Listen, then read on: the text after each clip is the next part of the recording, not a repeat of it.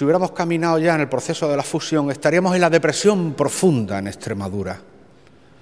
Y por lo tanto hoy es, para la mayoría de los extremeños, una buena noticia, porque siendo conscientes de que no queremos estar en la depresión, no por nuestros socios, sino porque ya sería la tercera entidad con ADN extremeño que se perdería su control pleno, pues lo que hemos hecho en un ejercicio de madurez es decir, vamos a reflexionar qué es lo que quieren los trabajadores, qué, como ha dicho José Luis, qué es lo que quieren los socios, qué es lo que quiere la sociedad extremeña.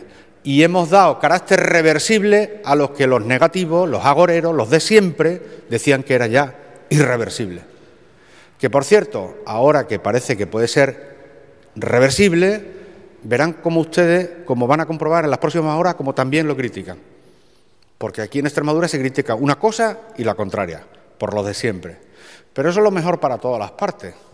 Y eso no quita para que haya futuras colaboraciones, estoy convencido, porque eso es lo que marca el sentido común de la entidad extremeña con las entidades que están aquí, como no puede ser de otra manera.